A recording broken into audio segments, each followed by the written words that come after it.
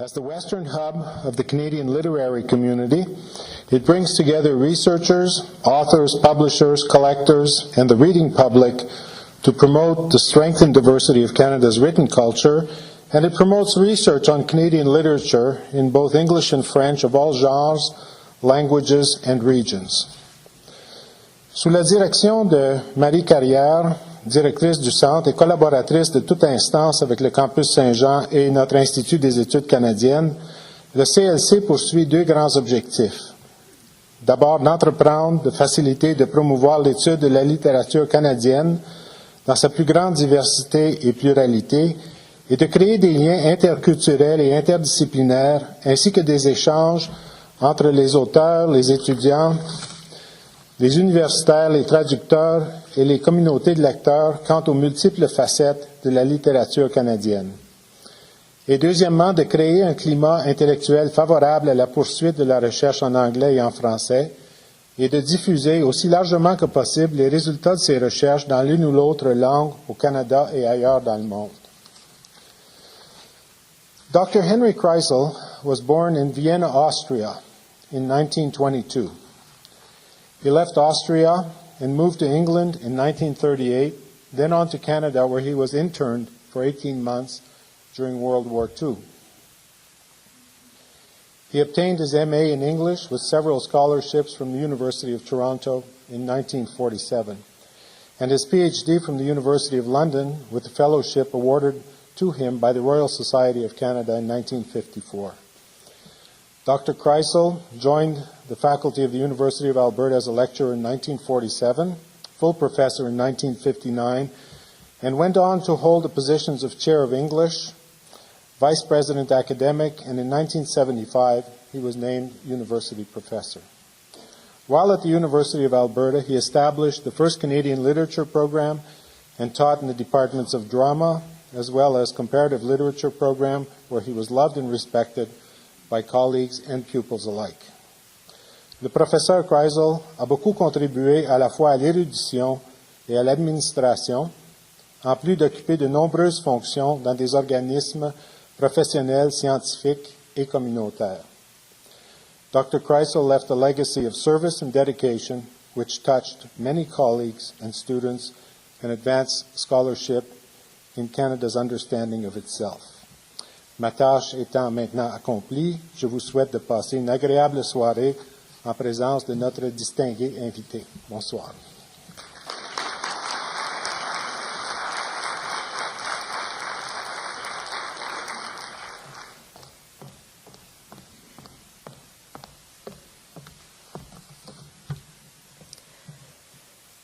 Je suis un écrivain japonais. Je voyage en français. Je suis fou de Vava. Je suis fatigué. Je suis en Amérique. J'écris comme je vis. Qui est ce je? Et encore, qui est Dany Laferrière? Écrivain haïtien, québécois, francophone, migrant, auteur de l'exil, de l'errance, du sexe, de l'urbanité, de l'engagement, du voyage. Ou alors écrivain tout court, dont l'œuvre dessine les méandres de l'identité multiple d'un moi créateur, tellement créateur, façonné par une traversée des lieux, des appartenances, des frontières. Quelqu'un qui se réclame même de naissance, car n'aura-t-il pas signalé, à un moment donné, « Je suis né physiquement en Haïti, mais je suis né comme écrivain à Montréal ». Henry Kreisel tried to bridge different worlds in his writing. And if the purpose in this annual lecture is to ensure Professor Kreisel's legacy by promoting the strength and the inherent diversity of Canadian literature, the CLC's invitation to Dany Laferrière has sought to continue to fulfill that mission. A Laferrian poetics does not lend itself easily to summary, perhaps because it is first and foremost a destabilizing poetics of refusal, of history with a capital H, of the all too serious, of political correctness, of narrative linearity, of nostalgia, of folklore, and of stereotypes. It is one of crossings, of boundaries between genres, between imagination and reality, intimacy and politics, autobiography and autofiction, between what is true and what is false. Cette poétique du mentir vrai, pour emprunter à Louis Aragon, dit les choses en nous bombardant de ce qu'elle s'affaire à décomposer. Elle les dit parfois brutalement, crûment, en riant, et d'une élégance de style dont les clins d'œil intertextuels trahissent l'extrême culture littéraire de l'auteur. Habitée par le quotidien, l'actualité et la contemporanéité, l'œuvre de Dany Laferrière se veut plusieurs choses, mais peut-être avant tout observatrice de la société et de l'écrivain qui doit s'y inscrire et y vivre. L'auteur débute tout de même comme journaliste à Port-au-Prince et ensuite à Montréal, est taillé pour la première fois dans le roman dont le titre est peut-être toujours le plus cité au Québec, « Comment faire l'amour avec un nègre sans se fatiguer », cette observation sociale catapultera Dany Laferrière dans l'avant-scène de la littérature québécoise. Ce succès inaugure ce que l'auteur nomme lui-même son autobiographie américaine, regroupant des textes inoubliables, dont L'odeur du café, Le goût des jeunes filles, Cette grenade dans la main du jeune nègre est-elle une arme ou un fruit, Pays sans chapeau, Le cri des oiseaux fous, parmi d'autres. Dany Laferrière has, so to speak, conquered Quebec, Canada, the United States, Europe, and Africa. His work appears in English, Spanish, Italian, Dutch, Greek, Korean, and Swedish translation. It has been awarded prizes such as the Prix Edgar L'Espérance, the Prix Carbet de la Caraïbe, and the Governor General's Award for Children's Literature. However, my sense is that our distinguished speaker does not write to conquer the world, despite such titles as Comment conquérir l'Amérique en une nuit, which he's chosen for one of his excellent films and feature film directorial debut. Rather, as he tells us with the title of his lecture this evening, Dany Laferrière writes as he lives, and that is what you're all here to listen to. Je termine donc en vous remerciant, Monsieur Laferrière, d'avoir accepté cette invitation ce soir. Nous sommes ravis que vous soyez là parmi nous. Nous continuons à vous lire, bien sûr, et aussi à vous écouter à la radio et à la télévision. Continuez à briller dans vos activités culturelles et médiatiques. Continuez à épater les bourgeois avec votre humour et votre intelligence. Et je vous cède enfin la parole. Please join me in welcoming Dany Laferrière.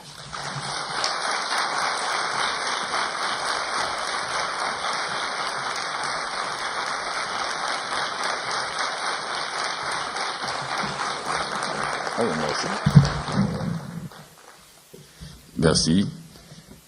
Bonsoir. Good evening. This meeting will be in French. Excuse me. And maybe I will turn in English sometimes because I can't. I'm so... je veux tellement communiquer avec les gens que je ne peux pas accepter que quelqu'un ne comprenne pas ce que je suis en train de dire. Ça me tuera à l'idée qu'il y a quelqu'un, there is somebody and this person is just here to hear sounds, French sounds only. But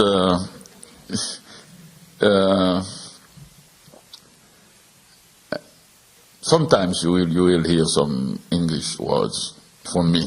Well, not very good, but le titre de la conférence, c'est « J'écris comme je vis ». J'ai écrit un livre dont le titre est « J'écris comme je vis ». Je fais cette conférence parce que c'est une chose dont je peux parler même dans mon sommeil. Je ne suis pas un conférencier. Je suis quelqu'un qui veut rencontrer les gens. Et je pense que je n'ai pas beaucoup de choses à dire. Je suis obsédé par l'idée d'apporter au monde l'information que j'ai eu une enfance heureuse. Et tout a commencé là, et tout a été déterminé par ça. C'est simplement cela. Et c'est pour cela que dans mes livres, comme dans mes rencontres, je reviens toujours à cette vieille chanson, c'est-à-dire de parler de ma grand-mère, de parler de mes débuts à Petit Goâve, dans une petite ville d'Haïti, pour dire une chose. En Amérique du Nord et en Europe, on a parfois confondu la vie même avec le confort. Les gens ont fini, à force d'entendre parler de pays du tiers-monde et de résumer les gens par leur richesse matérielle, les gens ont fini par comprendre, par croire que si quelqu'un n'a pas ce confort-là, il ne mène pas une bonne vie, peut-être même qu'il n'est pas un être humain complet. Je ne sais pas comment l'expliquer. Bien sûr, il y a tellement de clichés dans les médias qu'on ne peut pas s'en sortir. Imaginez, même les pays les plus puissants n'arrivent pas à se dépêtrer des clichés. Le Canada, pour le reste de la planète, est un pays de niais heureux. Oui, ils sont heureux, ils sont là. Comment ils sont au Canada? Ils n'ont connu aucune guerre et puis ils sont là. Ils sont là et la plupart sont des Canadiens. Et ils habitent dans des cabanes et puis ils rencontrent des ours. Il y a beaucoup de... L'hiver est rigoureux, le printemps est joyeux, enfin ils sont là. Des fois, en 2 jours, ils peuvent avoir le printemps et l'hiver en même temps. Les États-Unis, ce sont de gros imbéciles. Malgré le fait qu'il y a 2000 universités aux États-Unis, c'est des gros imbéciles, malgré le fait qu'ils ont eu plus que la moitié des prix Nobel dans tous les domaines scientifiques du monde, c'est des gros imbéciles. Leur idéal dans le monde, c'est d'avoir 2 ou 3 caméras sur leur grosse bédaine et de parcourir le monde. Bon, ils sont rattrapés quand même par les Japonais qui ont décidé de photographier la planète. Ils ont essayé de photographier la planète à tel point que parfois on a l'impression que on les voit toujours devant les monuments historiques. On a l'impression que la Tour Eiffel, c'est quelqu'un qui essaie de se faire photographier derrière un couple de Japonais. Et il lève la main pour dire... Donc, si ces pays si puissants, les Français, c'est des gens avec un béret, une baguette sous le bras, et puis une bouteille de vin, et puis se croient les meilleurs au monde, et ils ont les pires chauffeurs de taxi, les serveurs les plus arrogants. Si ces pays puissants sont réduits, malgré la propagande immense qu'ils ont fait à travers le monde, par leur cinéma, leur littérature, leur musique, toutes sortes de choses, à des clichés pareils, imaginez ceux qui n'ont aucune possibilité de dire ce qu'ils sont au reste du monde. Il n'y a aucune chance pour eux. Mais le problème, c'est que j'avais cru, dans ma naïveté, que le développement des idées, le progrès scientifique et toutes sortes de bonnes choses qui sont arrivées dans cet Occident confortable matériellement, auraient permis de se dépasser, c'est-à-dire de tenter de comprendre l'autre. Si Haïti ne peut pas s'expliquer, je pense que la France, les États-Unis, le Canada auraient pu comprendre, essayer de comprendre l'autre. Mais de plus en plus, je remarque que cette compréhension est presque impossible. De plus en plus, ce qu'on voit dans les médias, c'est plutôt une misère incessante, c'est plutôt... On a l'impression que ces pays-là sont habités par des fous furieux qui ne font que s'entretuer.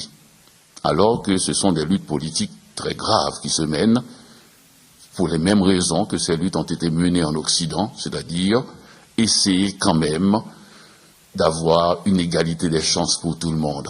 Réduire l'écart entre les riches et les pauvres.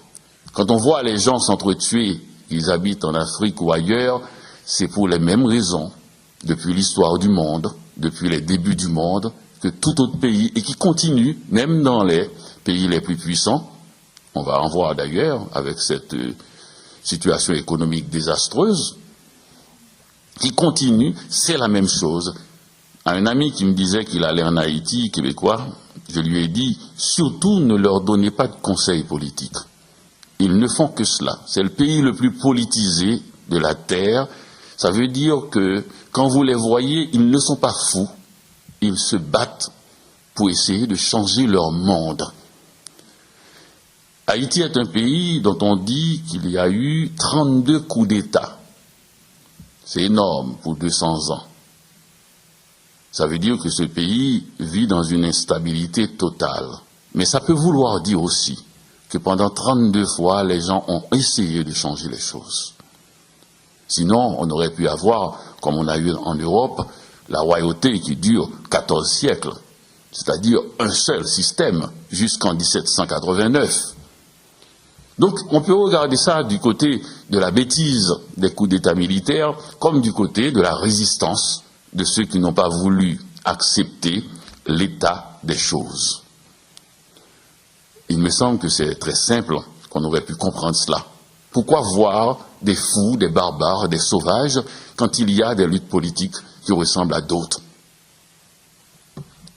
Alors tout cela, c'était pour mettre la table, pour voir qu'est-ce qui était derrière un peu, qui m'a formé, et comment j'ai pu esquiver cela pour écrire une littérature plus proche de la vie quotidienne que des discours politiques, mais tout en gardant en arrière-plan, comme une trame qui me tisse, ces discours politiques, ces luttes politiques, ces combats pour une survie. J'ai passé mon enfance, je vais vous aller un peu, j'écris comme je vis, et où je vis, ce qui détermine ce que j'écris. Je crois que les lieux ont une importance capitale sur nous. On n'en a pas conscience, mais je crois que plus important que toute chose, les lieux nous formatent, littéralement.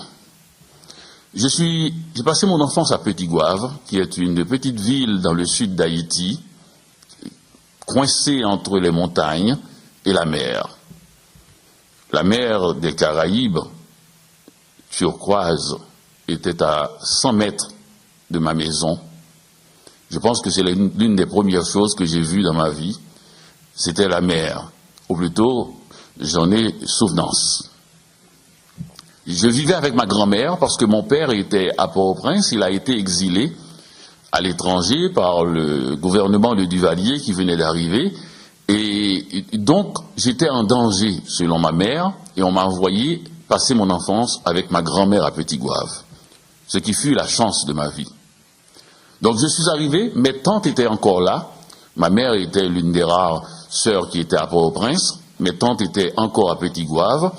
J'ai été élevé par une grand-mère et 7 folles. Et c'était des artistes. Mon grand-père, qui attendait des garçons parce qu'il voulait des travailleurs, il était spéculateur en denrées pour aller chercher le café, acheter le café dans les montagnes, n'a pas eu de garçons et il n'a eu que des femmes, que des filles. Et en plus, des folles. C'est-à-dire des gens qui ont une fantaisie et qui vivent dans la fantaisie totale. C'est-à-dire qu'enfant, chacune de mes tantes avait une couleur préférée. Et elles me faisaient de petits costumes selon leur couleur préférée, qui était la couleur de leur saint patron. Alors, tante Redé, c'était Saint-Antoine, donc j'avais un petit costume marron. Tante Nénine, c'était la Vierge, j'avais un beau costume bleu. Donc j'avais un costume jaune. Et comme elles étaient des couturières intrépides et fantaisistes, elles me laissaient dessus aussi des aiguilles, des épingles. Je passais mon temps à me frotter, à avoir des piqûres. Et imaginez un petit garçon qui va à la messe ou à l'école avec un costume jaune. Et comme c'était vraiment des artistes, elles s'attendaient à ce que les gens n'acceptent pas leur art. Et leur art, c'était moi. Et donc, je ne pouvais même pas me plaindre de la situation, puisque c'est normal que les gens qui n'étaient pas très intelligents ne comprennent pas quelque chose d'aussi dans une petite ville. Donc, elles avaient un discours qui était tout prêt. Mais moi, je voulais des amis.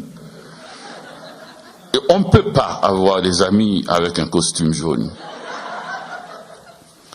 Ma grand-mère était un peu plus solidement d'ailleurs sous le sol. Elle n'avait qu'une chose dans la vie, c'était sa cafetière. Et elle était toujours assise sur la galerie devant la maison. Et elle avait sa cafetière, du café chaud, toujours, comme elle la disait toujours, du café neuf, qu'elle avait à ses pieds. Elle avait même pensé que le paradis n'était qu'une immense cafetière. Elle buvait du café du matin au soir et offrait du café aux gens qui passaient. D'où ma conception de la vie, elle est simple. Je crois que la vie, c'est offrir du café à quelqu'un qui passe. Parce que il y a dans ce geste si simple, si naturel, que j'appelle la civilisation du café, quelque chose qui nous paraît si naturel qu'elle paraît trop simple, qu'elle paraît quelque chose de naïf, alors qu'il n'y a rien de plus sophistiqué que cela. Moi, j'étais toujours assis à ses pieds, j'observais les fourmis, j'étais l'un des plus grands spécialistes de fourmis au monde. On était des spécialistes. Ma grand-mère, c'était le café, mes tantes, c'était les costumes, la machine Singer, la machine à coudre, et moi, j'étais spécialiste des fourmis. Les fourmis rouges, les fourmis folles, les fourmis noires, les fourmis avec des ailes, les fourmis mangeuses de papillons. Enfin, j'avais tout un truc de fourmis. J'étais aussi un grand spécialiste de la pluie. La petite pluie, la pluie qui égrène, la pluie... En fait, je connaissais la nature et les choses qui m'entouraient. Pourquoi? Parce que j'étais toujours malade, j'étais toujours fiévreux. Et un enfant fiévreux, c'est un enfant qui observe. Il est très proche de la nature parce que il est confiné à la solitude souvent. Et j'étais toujours avec ma grand-mère et toujours, les gens ne m'adressaient jamais la parole. Ils parlaient avec ma grand-mère et moi j'écoutais. Même quand il parlait de moi, même quand il parlait à moi, il parlait à ma grand-mère qui devait faire la conversation pour moi et pour elle. Et peut-être que c'est là que j'ai appris à écrire le dialogue, et parce que dans un dialogue, même quand c'est vous qui parlez, mais vous devez vous, disons, détacher de vous-même pour réussir à faire la conversation entre deux personnages, c'est-à-dire vous et quelqu'un d'autre.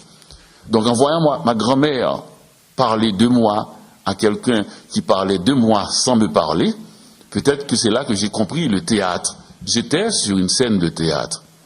D'ailleurs, cette petite galerie en face de la rue, ces gens qui passaient, cette petite ville de province qui pourrait sembler très ennuyeuse, eh bien pour moi était quelque chose d'extrêmement riche.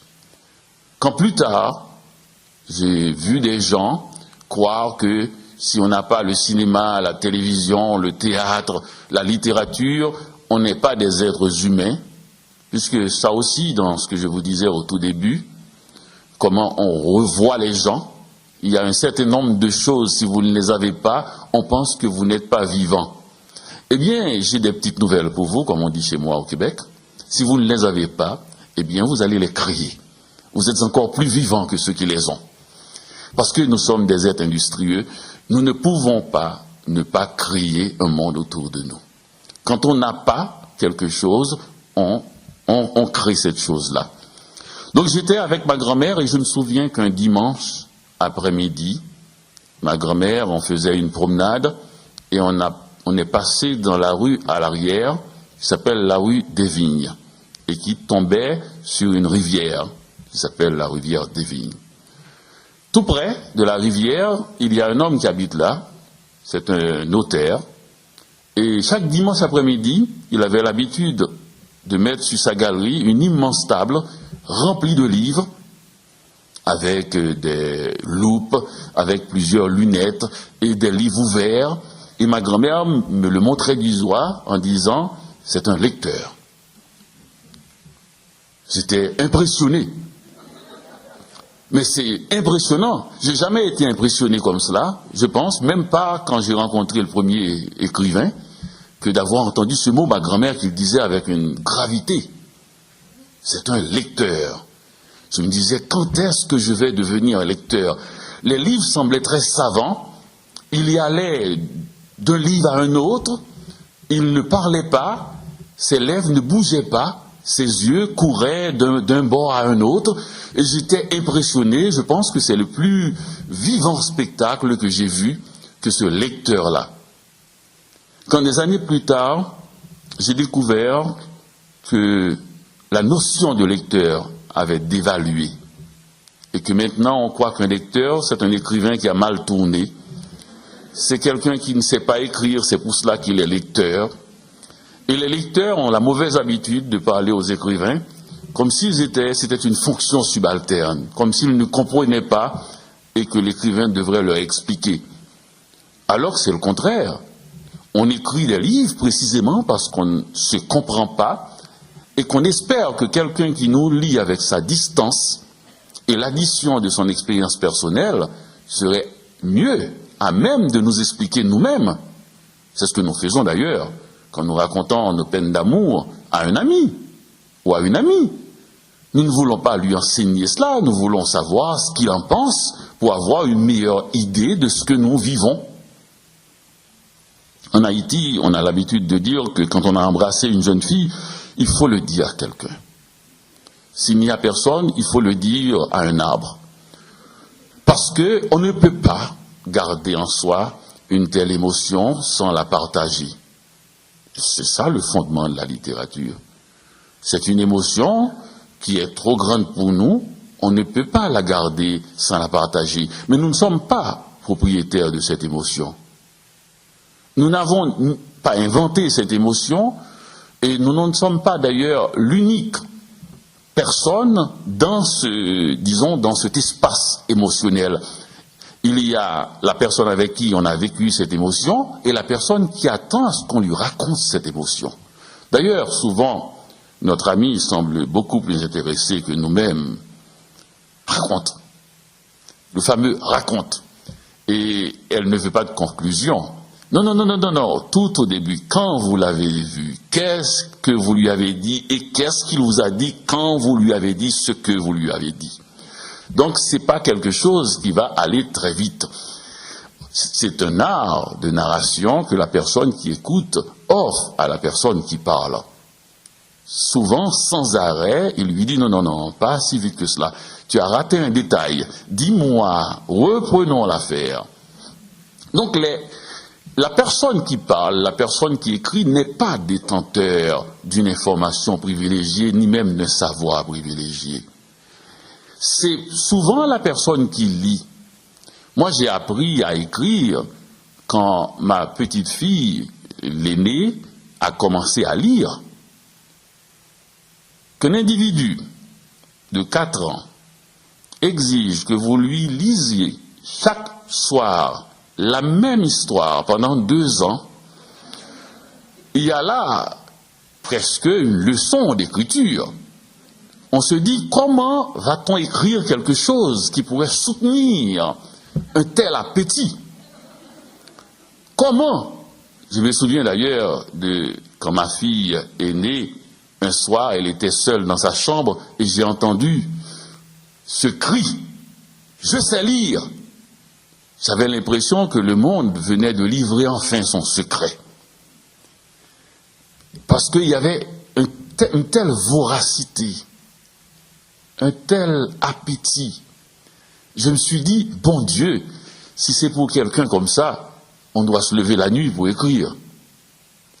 Si cette personne d'ailleurs, je l'ai vue, on marchait près du lac, et ma fille s'est abaissée pour arracher une fleur, pour prendre une fleur dans sa main, et je pense que quand Rimbaud parle de poésie, ça doit être de ça qu'il parle.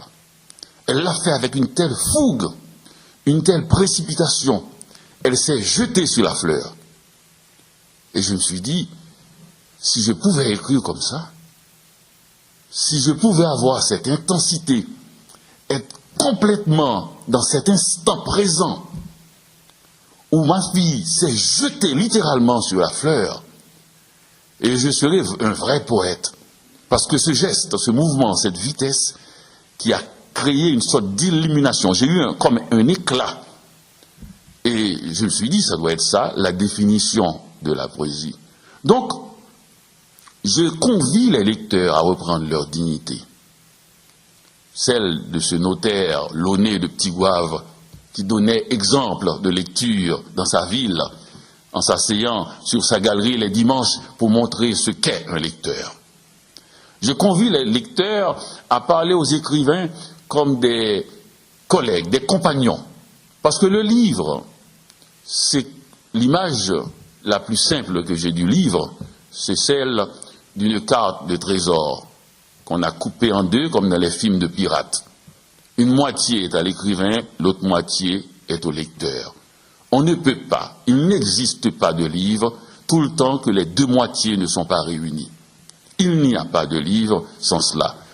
Le livre, c'est le moment où les deux moitiés sont réunies. Donc il n'y a personne qui soit en dessous de personne dans cette histoire-là. Et ce serait très bien si les lecteurs reprenaient leurs exigences. Et ça pourrait, nous pourrions devenir de meilleurs écrivains. Je vous avais parlé de J'écris comme je vis. Dans ce lieu de Petit Goâve, pour fêter ce lieu, j'ai écrit 2 livres. L'odeur du café, je vous ai parlé du café de ma grand-mère, et le charme des après-midi sans fin, qui est un peu pour moi la phrase qui décrit vraiment la vie en province. Ma grand-mère et moi, on s'asseyait les après-midi et on voyait passer les voitures qui venaient de Port-au-Prince et qui allaient dans le sud. Et les gens nous regardaient comme si on était des vaches. Ils nous regardaient et j'entendais la phrase dans leur tête. Comment les gens acceptent de vivre là? Nous, on était assis vraiment comme si nos pieds étaient enfoncés dans la terre et qu'on était des plantes. Il y avait du verre aux chevilles de ma grand-mère. Et les gens nous regardaient parce qu'ils passent. Vous connaissez tous, parce que nous avons tous été quelqu'un d'immobile et nous avons tous été quelqu'un en mouvement. Vous connaissez l'arrogance de celui qui bouge. Il se demande toujours comment quelqu'un peut vivre dans ce trou. C'est ce que je m'étais dit en voyant l'hiver pour la première fois. Ça fait 32 ans. C'est un Mexicain qui m'avait dit la chose la plus pénible. Et pénible parce qu'il me l'avait dit au moment de son départ. Il rentrait chez lui, il m'a dit, Danny, même les oiseaux qui n'ont rien dans la cervelle savent qu'il faut quitter ce pays en hiver.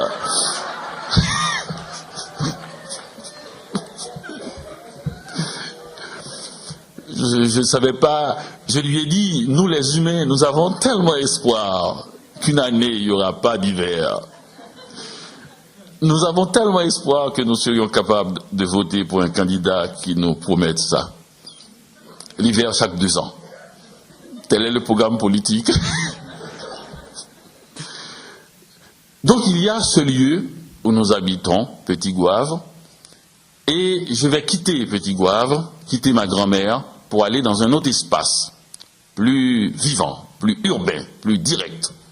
Un espace de Petit Goâve, c'est un espace qui sentait le ilan-ilan, les soirs parfumés, et l'espace de Port-au-Prince sent la gasoline.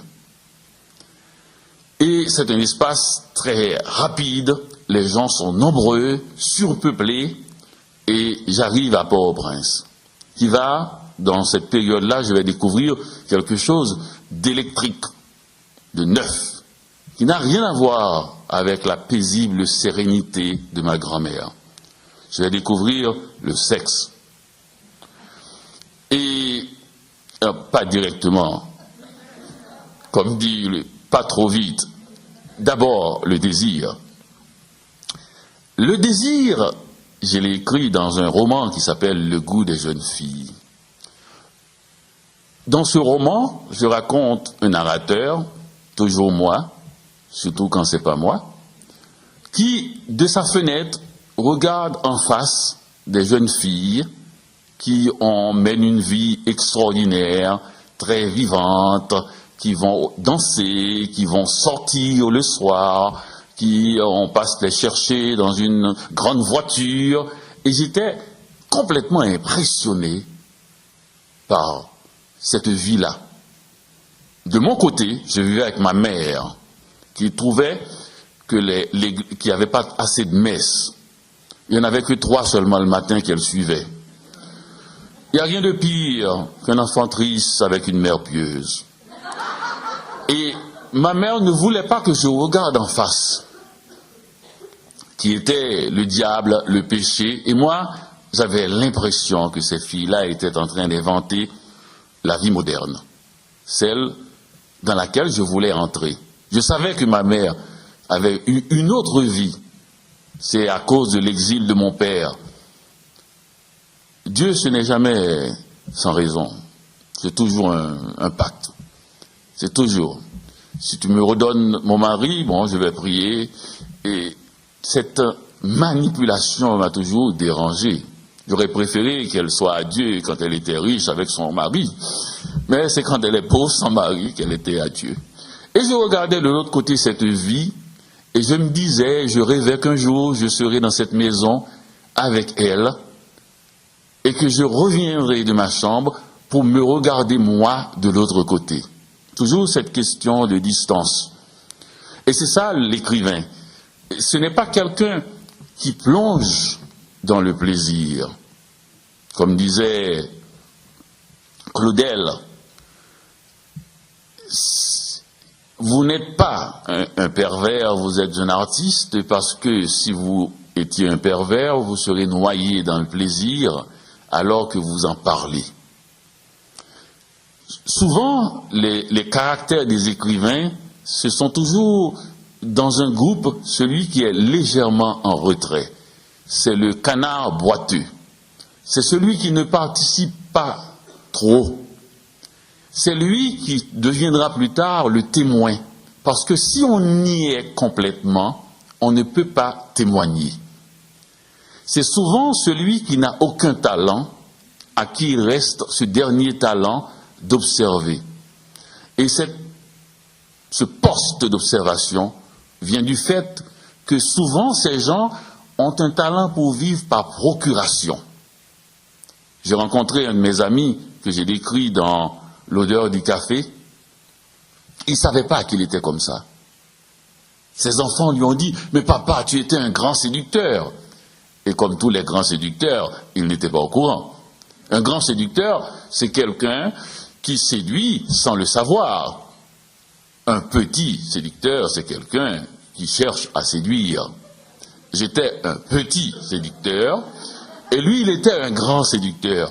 J'étais un petit séducteur parce que les femmes avaient vite compris que pour aller à lui, il fallait passer par moi. Et moi, j'avais compris qu'il ne fallait pas que je les laisse partir à lui. Quand elles passaient par moi, il fallait qu'elles restent à moi.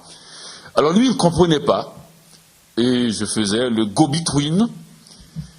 Donc voilà, la situation, c'est que il y a quelque chose de magique aussi dans cette possibilité que donne la littérature de refaire le moment, de réécrire le moment. Et c'est souvent chez les enfants qui n'ont pas eu, ou les individus qui n'ont pas eu le courage de répondre aux gens. Quand il m'a dit cela, alors il raconte à son ami, je lui ai répondu, c'est toujours une réponse magnifique, admirable, mais nous savons bien que cette réponse n'a pas été donnée au moment même où l'action se passait pour 2 raisons. D'abord, peut-être qu'il n'a pas l'aplomb nécessaire, et l'autre, le courage nécessaire pour la faire. Mais on le fait après coup. Et c'est ça, la littérature. On le fait après coup parce qu'elle nous donne une chance de refaire le moment. Les gens qui n'ont que le courage, eh bien, ils se défendent sur le moment. Ceux qui ont l'esprit artistique peuvent rejouer la scène et se donner une meilleure situation. On n'a pas besoin d'être écrivain, d'écrire pour cela, mais c'est l'esprit, c'est l'imagination. C'est ça un peu la réponse du jeu. Et finir par gagner sur le temps. Mon ami, j'ai un ami, une jeune femme qui est venue me voir au Salon du Livre de Montréal. Elle me dit, « Monsieur, vous savez, mon père vient de mourir. Il était de Petit Gouave. Et vous avez écrit 2 pages sur lui dans L'odeur du café. C'était pas du tout un intellectuel. Mais chaque dimanche, il ouvrait le livre et il lisait les 2 pages. à table et il le refermait en nous disant « Voilà ce que j'étais ». Naturellement, les 2 pages sont complètement inventées. Et c'est vrai, il a raison, c'est ce qu'il était. Il était ce que j'ai inventé qu'il était. Il a pris revanche sur le temps. Donc c'est cela un peu, pour moi, le cœur même de la fiction. C'est un combat titanesque contre le temps. Et dans ce combat, on risque gros. On risque de se perdre dans l'imaginaire et de n'avoir plus conscience de l'émotion primitive. Mais c'est toujours mieux que rien. Port-au-Prince, ville puissante, féroce, où la dictature est en place. Ville où les questions de classe sociale se discutent. Ville où les questions de noirs, mulâtres, métis, et ville aussi où la question de la négritude, c'est-à-dire le combat des Noirs pour avoir une dignité sur la place internationale, se discute. Une ville moderne, urbaine, contemporaine. J'ai décidé de m'introduire dans ce débat dans les années 70 au début et de devenir journaliste. Je suis devenu journaliste à la radio, dans les journaux, une façon de dire que Montréal ne m'a pas inventé.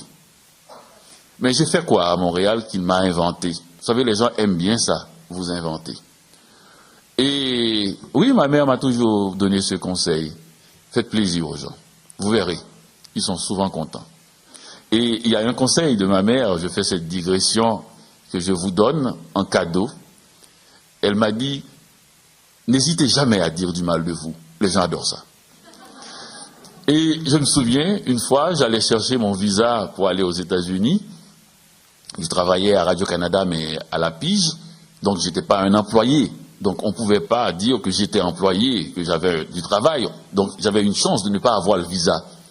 Et le consul m'a dit, mais vous ne travaillez pas à Radio-Canada tout le temps. Pourquoi on ne vous prend pas tout le temps? Et puisque vous êtes intermittent. J'ai dit, mais parce que je suis médiocre. Et il n'a rien dit, il m'a donné le visa tout de suite. On donne les visas aux médiocres. Il ne faut jamais oublier cela. Et je n'ai jamais compris pourquoi, quand on dit du mal de soi, les gens vous croient automatiquement. Quand on dit du bien, les gens, il y a un doute. Vous savez, ils ont l'esprit comme ça. Ça, c'était l'un des derniers conseils de ma mère et je l'ai bien utilisé.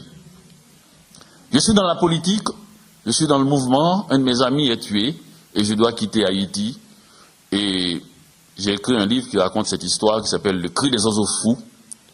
Et parce que je crois que c'était la métaphore qu'il fallait, on était comme des oiseaux fous, on avait 20 ans, et le pays était dans une situation infernale, c'est-à-dire même la dictature s'ennuyait de ce qu'elle était. Il y a des situations comme ça, comme au Québec, dans les années 50, à la fin des années 50, et même la grande noirceur commençait à s'ennuyer d'elle-même, c'est-à-dire on se dit, mais on dirait que tout le monde veut en sortir. Il y a des fois où même le pouvoir qui écrase veut en sortir aussi, veut qu'il se passe quelque chose pour que les choses bougent un peu. On ne peut pas continuer comme ça. Et cela, on l'entend dans tous les secteurs de la population. J'ai entendu même des tontons Macoute dire, on ne peut pas continuer comme ça. Parce que le problème, c'est que il y a quelque chose qui rend les gens humains par intermittence. C'est la descendance. Je me souviens d'ailleurs de tonton Macoute qui disait, d'un de mes amis qui était un très bon journaliste d'ailleurs, mais Comte Duvalier, qui était sûrement très mal vu, il disait à un touriste français, écoutez, si vous voulez écouter de la bonne radio, quelqu'un d'intelligent, écoutez Marcus, je veux le tuer, c'est un salaud, mais il est bon, on en est fiers. Mais il est Comte Duvalier, il faut le tuer. Donc, il y a cette ambivalence. C'est-à-dire, d'abord, on ne peut pas résister trop au talent, et ensuite, on aimerait bien que nos enfants ne soient pas comme nous. C'est un mouvement, on n'a pas besoin d'être tonton Macoute, on voudrait que nos enfants soient mieux. Donc il y avait, et quand on fait une analyse des hommes, des humains, il faut toujours tenir compte de cette partie-là. C'est pas vrai que les gens sont d'accord avec ce qu'ils sont. Même dans un cadre sans dictature, juste dans la vie courante même, Les gens n'acceptent pas ce qu'ils sont. Ils voudraient bien que leurs enfants fassent mieux. Et c'est là, par exemple, qu'on trouve un peu là où le bas blesse. Et c'est là peut-être la partie faible de la dictature. C'était l'arrivée de cette jeunesse et dont les pères voudraient bien qu'il se passe quelque chose parce qu'eux-mêmes sentaient que la situation était fermée et que si ça continuait, leurs enfants seraient en danger. Il ne fallait pas que nos enfants grandissent dans cette situation-là parce qu'ils auront à payer pour ce que nous avons fait. Donc c'était un peu l'ambiance de l'époque, très compliquée. Mon ami a été tué et j'ai dû quitter ce lieu-là pour entrer dans un nouveau lieu qui s'appelle Montréal. Je suis arrivé à Montréal en 1976, en été 76, en plein jeu olympique. Dans l'avion, à l'époque, on ne s'en souvient pas, mais Montréal avait accepté dans les Jeux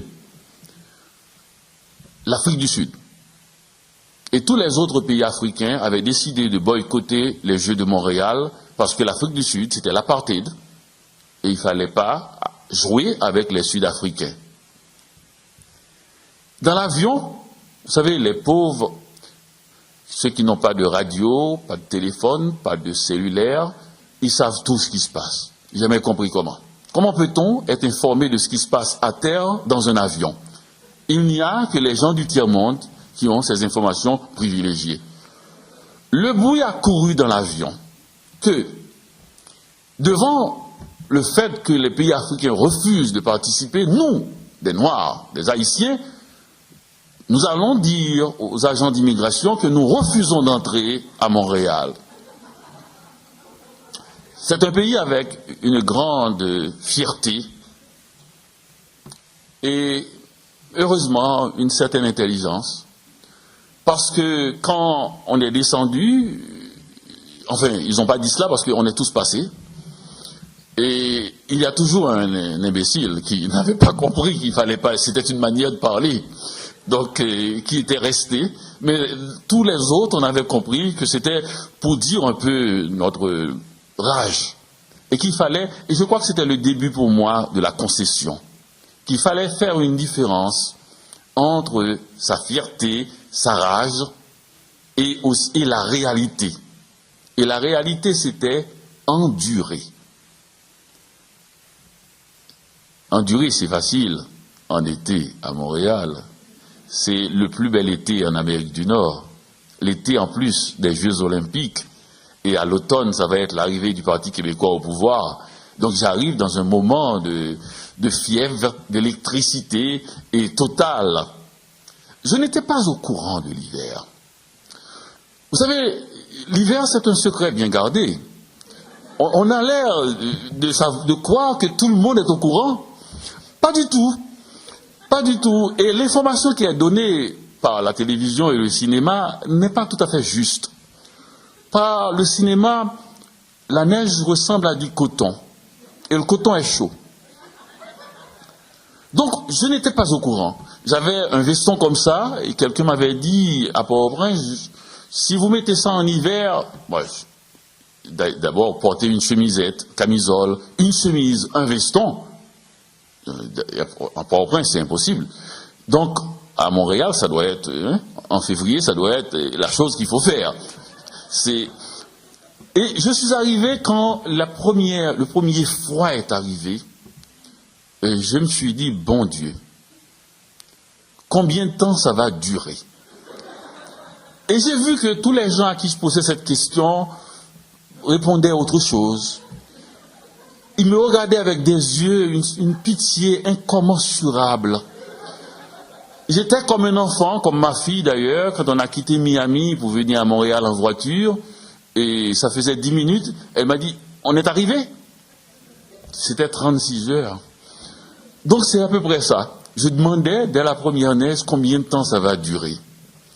Mais ce qui est resté 32 ans plus tard, étonnant, c'est que les Québécois sont encore plus intéressés par l'hiver que moi. Ils ont inventé quelque chose qui s'appelle le choc culturel.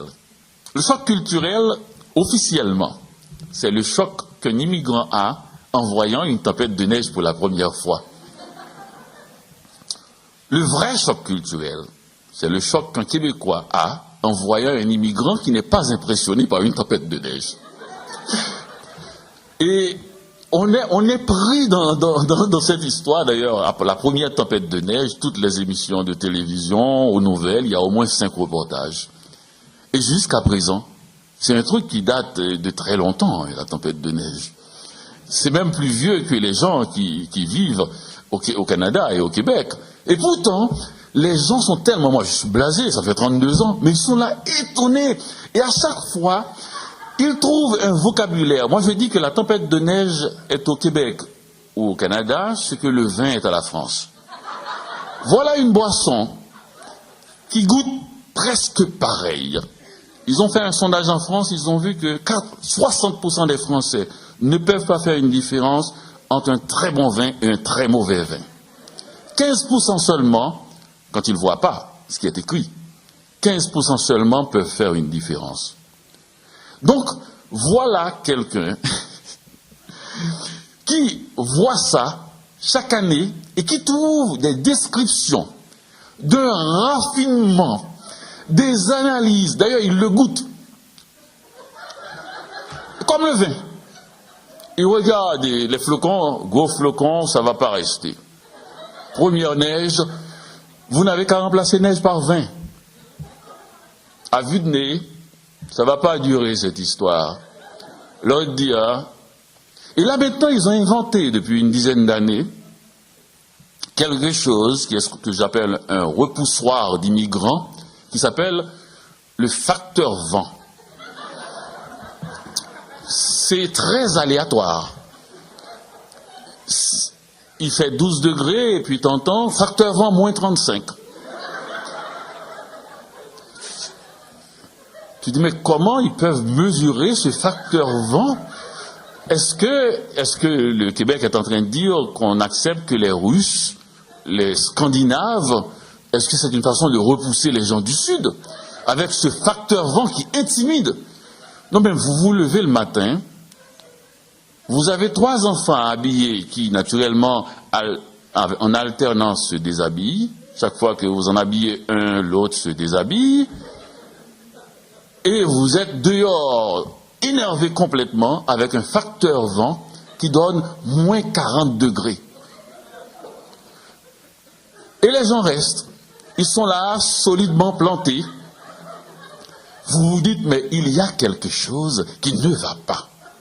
Mais heureusement, il y a, pour terminer ce sujet, et ne pas devenir moi-même un Québécois, c'est-à-dire un expert en hiver, heureusement qu'il y a une vengeance.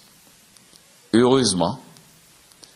Le Québécois de classe moyenne, un peu intellectuel, va en Europe.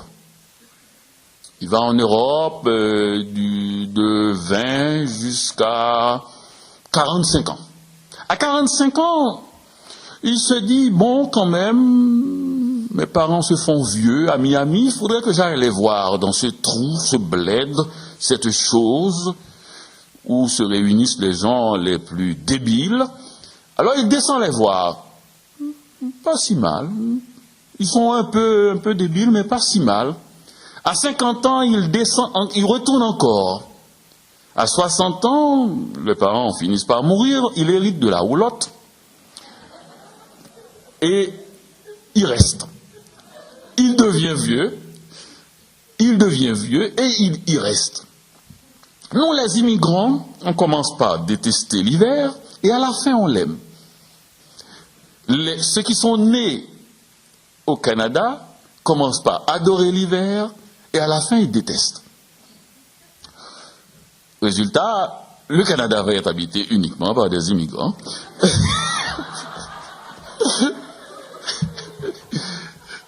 On va faire une chaise musicale. Les autres vont aller à Miami, Cuba, la République dominicaine, et nous, on va monter vers le nord. Le nord. Le nord occupe une place fondamentale dans mon travail d'écrivain, et les œuvres dans le sens que les textes, c'est Chronique de la dérive douce, où je raconte ma première année à Montréal, Comment faire l'amour avec un nègre sans se fatiguer, que je n'aurais jamais dû écrire ce titre, parce que on dirait que c'est la seule chose que j'ai écrite dans ma vie, même pas le livre, le titre. Si j'avais su. Cette grenade dans la main du jeune nègre est-elle une âme ou un fruit? Une anecdote sur comment faire l'amour avec un nègre sans se fatiguer. Ma mère avait l'habitude de m'écrire des lettres.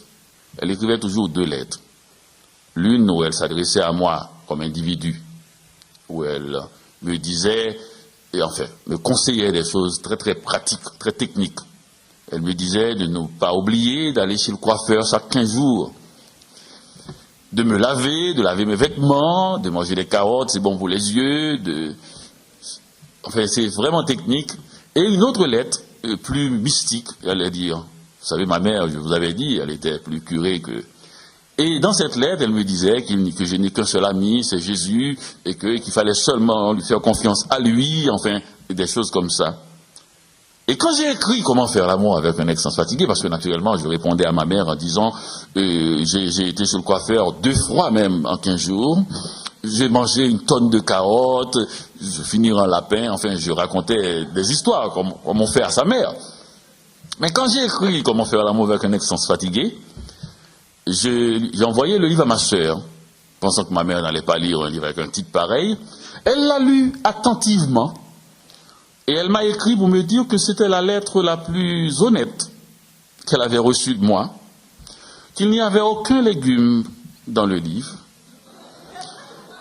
Le narrateur n'a jamais été dans aucune buanderie pour faire sa lessive. A-t-il même pris un bain durant tout l'été? On en doute. Et puis, qui sont ces filles? Et parce que je connaissais pas de filles, hein, j'étais vierge, moi. Donc, alors, je racontais à ma mère que je rencontre pas de filles, je vais à la messe, tout ça. Donc, l'étonnant dans cette histoire, c'est que ce que ma mère m'avait dit était la meilleure critique jamais faite à propos de ce livre.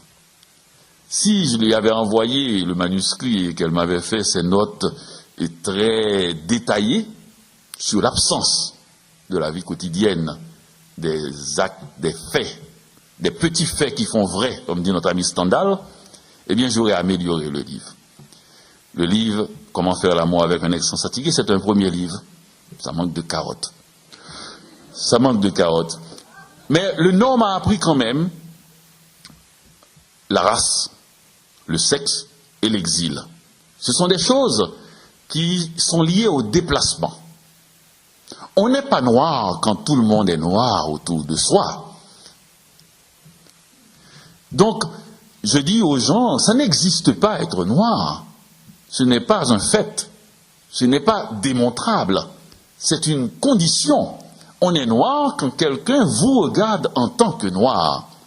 D'ailleurs, c'était tout le débat lors de l'affaire Obama. Les gens me disent, mais pourquoi on ne dit pas que Obama est métis puisque sa mère est blanche? Mais Obama n'est pas métis puisque les États-Unis disent que ça n'existe pas, le métis. Le métis existe pour celui qui connaît Obama, mais le type dans la rue, le chauffeur de taxi qui ne va pas le prendre, il a vu un noir, lui. Et c'est lui qui a vu, selon l'idéologie dominante. Donc on est noir quand l'autre vous regarde et vous voit noir. Donc je suis devenu noir en arrivant à Montréal. Avant, j'étais à peine un Haïtien, plutôt le fils de ma mère. Je dis bien le fils de ma mère, parce que jusqu'à l'âge de 20 ans, elle tentait de me donner le bain, pour vous montrer. Donc, avec ces nouveaux thèmes, je vais essayer de devenir un écrivain sans adjectif. Et ça va être, pour moi, quelque chose d'excitant et en même temps aussi un poids lourd. On a inventé quelque chose. Tout ce qu'on dit à propos d'un écrivain qui n'est pas né dans le pays où il exerce est faux. On dit qu'un écrivain qui arrive dans un pays, on dit de ces écrivains, écrivains de la mémoire. C'est la chose la plus fausse, c'est la plus banale. Est-ce que quelqu'un connaît quelqu'un qui est écrivain sans qu'il ne soit quelqu'un de la mémoire? Donc ce n'est pas du tout l'immigrant seulement qui est écrivain de la mémoire. On ne peut pas être écrivain si on n'est pas de la mémoire. Avant la littérature migrante ou immigrante, je ne pense pas qu'on disait de Proust, Est-ce qu'on peut évoquer Proust sans évoquer la mémoire? C'est un écrivain immigrant alors. Écrivain de l'exil. Mais tout le monde est exilé. Si on n'est pas exilé de l'espace, on est exilé du temps. Avant l'exil de l'espace, on disait des gens que les gens étaient, disons, en sevrage du paradis de l'enfance. Qu'on était en exil de son enfance. Et l'exil de l'enfance est plus terrible que celui du temps. L'exil du temps, on est quand même toujours à un vol d'avion, mais l'exil de l'enfance, personne n'y retourne. C'est un exil terrible. Donc nous sommes tous des exilés. Donc ça ne marche pas. Un écrivain, la littérature, un écrivain immigrant, cette expression n'existe pas dans la réalité puisqu'elle n'est pas exportable. Je ne peux quand même pas aller à Bruxelles et dire « Je suis Daniel Laferrière, l'écrivain immigrant québécois ». On va vous dire « Mais immigrant de quoi ?» Donc si je ne suis pas l'écrivain immigrant québécois à Bruxelles, à Dakar, à Berlin, et que je suis un écrivain immigrant au Québec, seulement au Québec, donc ça n'existe pas. C'est une variété locale comme la poutine ou le pâté chinois.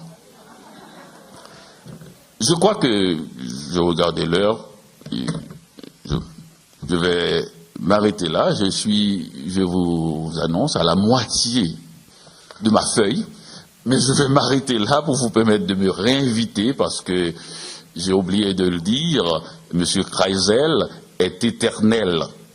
Donc, ces lectures qui se font en son nom se feront toutes les années et vous me verrez toujours aussi. Même quand d'autres prendront ma place, ce sera toujours moi. Merci.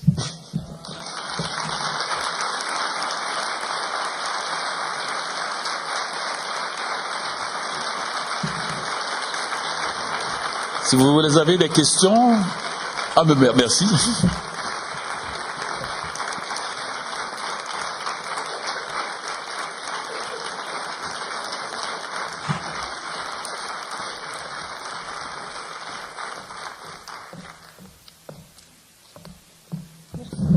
Merci beaucoup, Monsieur Laferrière. Je vous invite à poser vos questions.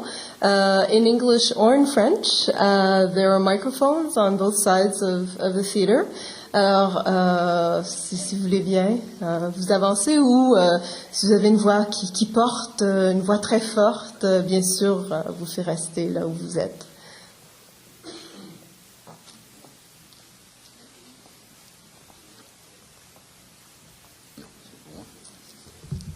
Je vais casser la glace, comme on dit. Bonsoir, Monsieur Daniel Laferrière. Mon nom, c'est Chantal Onjidang. J'occupe toutes les fonctions. Mais je commencerai par les détailler maintenant. J'ai apporté le livre « Je suis fou de Vava ». Alors, c'est un livre qui a été offert à ma fille, ma petite fille. Et tous les soirs, elle n'a que 27 mois, et tous les soirs, elle me demande de le lui lire.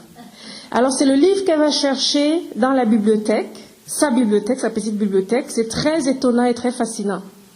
Alors, exceptionnellement, je l'ai apporté ce soir. Je l'ai lu, je l'ai relu. Comme vous avez dit, je le lis. Peut-être je le lirai dans 2 ans. Mes félicitations. Alors, je voulais savoir, dans le livre, vous parlez, c'est très coloré, c'est très, très bien écrit. Vous avez parlé à la fin que finalement, vous êtes allé apporter des fleurs à Vava. Oui. Et vous avez cueilli un bouquet de fleurs. Vous avez volé la bicyclette du forgeron, la bicyclette rouge. Et qu'est-ce qui s'est passé à la fin? Comment Vava a reçu les fleurs? Et est-ce que la relation a continué? Oh là là. Restez là parce que ce livre est un livre étrange. On m'a demandé, une de mes amies qui a une maison d'édition et pour les enfants, m'a demandé de faire un livre pour les enfants. Moi, je suis contre. Je trouve que je n'aime pas les livres pour enfants, je n'aime pas l'idée, je n'aime pas toute cette idée-là. Je pense que les enfants de 2 ans devraient lire Hugo. Bon, point barre, même s'ils ne savent pas lire. Alors, j'ai dit, je vais écrire un livre, mais un vrai livre, un livre poétique. Je ne vais pas écrire un truc niais pour les enfants. Et il m'a dit, OK. Et c'est pour ça que j'ai écrit ce texte où par exemple, entre autres, le vieux Zo dit le ciel a des étoiles, la mer des poissons, le ciel, la mer est liquide ou le ciel est l'eau. Et il y a des images que seuls les enfants remarquent dans ce livre. Par exemple, que Vava n'ouvre jamais les yeux dans tout le livre. Mais ça, passé 4 ans, il ne remarque plus. Et il y a un petit garçon dernièrement qui a dit à sa maman, et je sais ce qui est arrivé après l'image des fleurs. Et moi, je n'avais pas vu, ou je l'avais oublié, on l'avait mis, et sa mère a dit, comment tu sais? Il dit, oui, je sais. Et sa mère a dit, mais l'écrivain est là, tu ne peux pas dire que tu sais, tu peux lui demander. Vous voyez ce que j'avais dit, le lecteur qui doit reprendre sa dignité, et sa mère qui la rabaisse. Alors c'est le lecteur, j'ai dit, écoutez-le, c'est son livre, c'est pas le mien. C'est son livre. Et bien elle a dit, c'est la couverture. Il y a un baiser sur la couverture, c'est ça. Il avait raison. La dernière image d'ailleurs, c'était vrai. Et quand j'ai vu, quand on a présenté le livre, et j'ai pris une page du livre, je l'ai mis sur la couverture pour faire un saut, pour créer un manque. Parce que je fais confiance tellement aux enfants. Ils vont trouver. Et ils ont trouvé. Les adultes n'ont pas trouvé, mais les enfants ont trouvé. Et tous les journalistes que je rencontre ont des enfants qui ont adoré le livre, de tous les âges, comme vous avez dit. Et les enfants ont tous accepté l'idée que ça passe d'une histoire et ça saute dans une histoire. Alors que toutes les grandes personnes veulent quelque chose qui coule, avec que les choses ne se sautent pas comme ça. Donc vous voyez, comment peut-on écrire des livres pour les enfants quand ils sont plus brillants que nous? C'est pour ça que je suis contre les livres pour les enfants. Il ne faut pas écrire les livres pour les enfants. Nous n'en sommes pas capables. Nous ne sommes pas assez poètes. Donc il faut faire quelque chose comme nous ressentons. Et non, ne pas écouter les éditeurs qui nous disent il faut mettre des mots simples, il faut faire des trucs, l'enfant ne va pas comprendre. On ne lit pas pour comprendre, on lit pour ne pas comprendre. On emmagasine dans notre cerveau des choses qui vont des années plus tard se déclencher. Et là, on va comprendre. Pourquoi écrit-on des livres complexes pour les adultes? Et puis, on dit, ils vont apprendre. Et pour les enfants, on veut écrire des livres avec tous les mots qu'ils peuvent comprendre, toutes les histoires, toutes les situations qu'ils peuvent comprendre. Je trouve ça d'un ridicule total. Il faut écrire des livres que les enfants ne peuvent pas comprendre. D'ailleurs, c'est les seuls qui le comprennent. Voilà, vous direz ça à votre... Merci. Oui? Oui, bonsoir, je m'appelle Guy Armel et j'ai une question à vous poser par rapport à votre premier ouvrage. Est-ce que vous aviez des appréhensions pendant que vous écriviez, pendant que vous cherchiez un éditeur par rapport au fait que vous étiez, comme vous l'avez dit, c'est vrai qu'il n'y a pas de terme immigrant, mais par rapport au fait que vous étiez dans un contexte occidental et peut-être le contenu avait beaucoup plus trait à votre passé culturel. Et bon, j'ai un deuxième volet par rapport à ma question, c'est il y a un email qui circule en général qui dit les Noirs ne lisent pas. Est-ce que vous avez l'impression que c'est vrai? Merci. Je sais, les Noirs ne lisent pas, white men can jump. Vous vous souvenez, il y a toujours un lait, quelque chose comme ça, les vrais duos ne dansent pas, enfin, il faut jamais faire confiance. Quant à la question de la lecture, c'est une question très complexe. Vous savez, ça ne fait pas, on n'a jamais autant lu que maintenant dans l'humanité. Et avant, c'était vraiment une chose excessivement élitiste. Et on n'a qu'à se rappeler, hier soir, on en parlait avec des amis, l'imprimerie naturellement a été énorme, le livre de poche, qui a à peine 50 ans, a été énorme, parce que lire ça coûte cher avant le livre de poche. On n'a jamais autant lu. La question du nombre de lecteurs est souvent posée par des gens qui ont pas des vues commerciales, mais c'est par l'éditeur qui voudrait bien vendre. Les gens ne lisent pas chose, et par l'État qui voudrait bien, dans un bon sens du terme, si l'État vraiment veut que les gens lisent. Mais c'est jamais posé au niveau de la lecture même. de la lecture même. Un livre, c'est comme une pierre qui tombe dans l'eau. Celui qui l'a lu devrait répandre un peu ce savoir-là. Il n'a pas besoin de dire, je vais vous raconter le livre que j'ai lu, mais si le livre l'a touché, vous savez comment un lecteur qui a aimé un livre, il n'y a rien de pire. Le livre, c'est le seul cadeau. C'est le seul cadeau que quelqu'un fait à quelqu'un pour lui-même.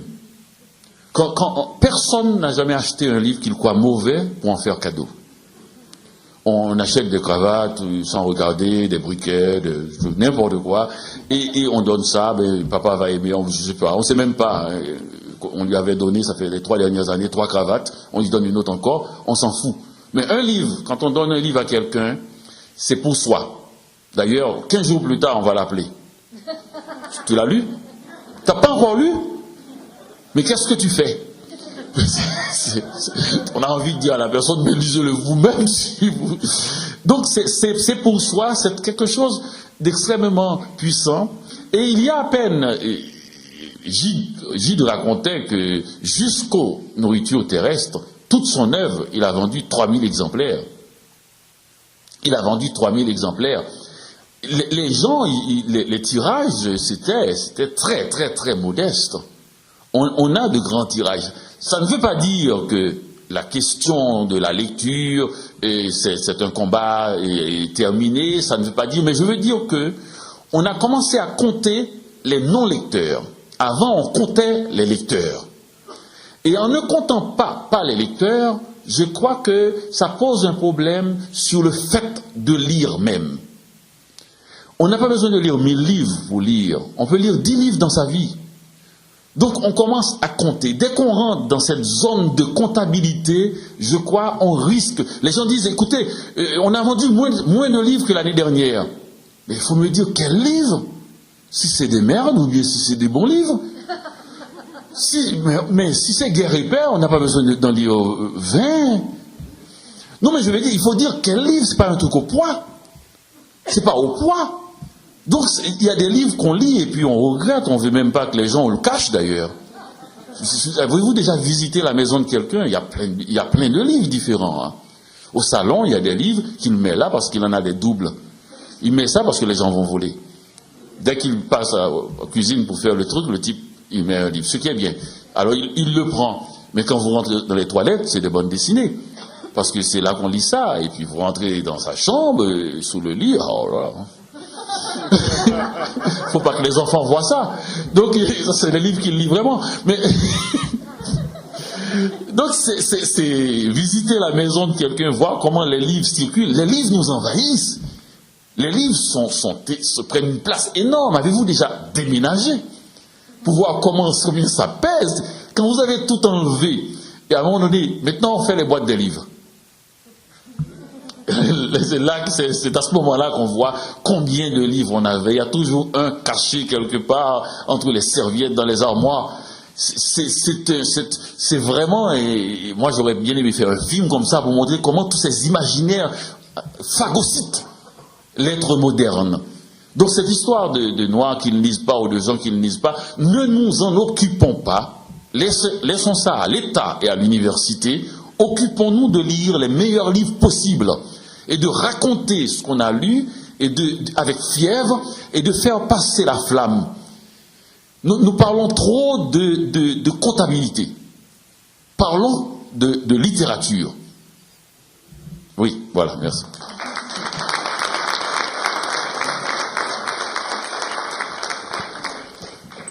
Bonsoir. J'avais une question à propos du concept. Vous parlez beaucoup de concept d'ethnicité des immigrants qui arrivent au Canada, au Québec, en fait. Je me demandais si vous aviez l'intention, si vous l'aviez déjà fait, j'ai pas lu tous vos bouquins, de parler des deuxième, troisième générations, des enfants de ces immigrants-là qui sont un peu coincés avec être québécois, canadien, haïtien et peut-être d'autres identités. Oui, non, j'en ai pas parlé parce que je laisse à ces jeunes-là le soin de parler de ce qu'ils sentent. Parce que je crois que il y a même un concept qu'on a mis sur la vie des gens en disant on est coincé. d'où la phrase entre Québécois, Haïtiens, ou bien, je sais pas moi, Libanais, mais on n'est pas coincé avec ça. On en veut d'autres identités. On devrait avoir une collection d'identités. D'ailleurs, dans la réalité humaine, on en a une collection. On est une personne visible, une personne secrète, une personne... On est multiple. Et je crois que pour aider ces jeunes gens-là, il faudrait repenser le concept. Et parce que les gens répètent spontanément ce qu'ils ont appris. Ils répètent, nous ne sommes pas assez québécois, et puis nous ne sommes pas assez haïtiens, on est comme entre les deux.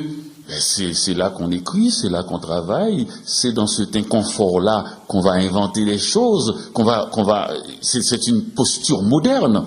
On est dans une chose qui n'est pas établie, qui n'est pas définitive. Moi, je paierais pour avoir cette situation-là. Et si j'étais dans une situation pareille, je ferais un beau livre sur ce truc-là. Donc, la situation dans laquelle on se trouve ne peut être mauvaise que si on la veut mauvaise.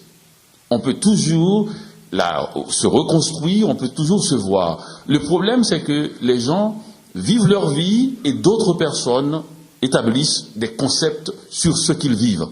Il faudrait attendre quand ils diront vraiment ce qu'ils ressentent pour le sentir et pour savoir un peu ce qu'ils ont vécu. Kipling, dans Simple conte de la colline, quand il fut ce jeune homme génial de 23 ans, racontait dans une histoire qui s'appelle La Frontière. Et c'est là qu'on voit que ce garçon était génial à l'époque. Il disait, Madame Demza et Madame Pickwick, Madame Demza travaillait chez Madame Pickwick, s'occupait de ses enfants, et avait l'air d'aimer plus les enfants de Madame Pickwick que Madame Pickwick elle-même. Madame Pickwick avait cette impression-là. Mais sauf que, en réalité, Madame Demza aimait beaucoup ses enfants, à elle aussi. Et Kipling dit, chaque soir, Madame Demza rentrait chez elle, traversait la frontière pour aller dans un bidonville, dans une cité, dans une banlieue difficile, comme on dit en France. Et Kipling ne s'avance pas pour interpréter la situation et la vie de Madame Demza quand il traversait la frontière.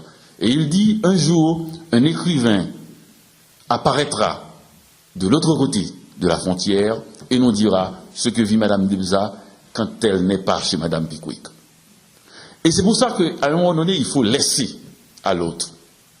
Il faut attendre que la chose se germe et ne pas, disons, tout le temps interpréter sur la vie des autres parce qu'on finira par leur faire porter des choses. Des fois, on prend plus de temps pour s'enlever le poids que l'autre vous a mis sur le dos avant même de savoir ce que vous vivez. C'est le drame des gens qui arrivent dans le monde, des enfants. C'est pour ça qu'ils se révoltent comme ça.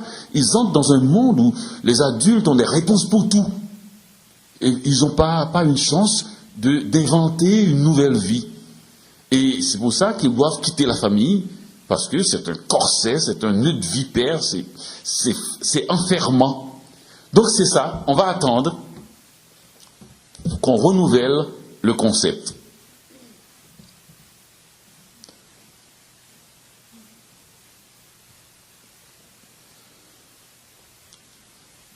J'arrive avec une question. Elle pourrait vous précéder.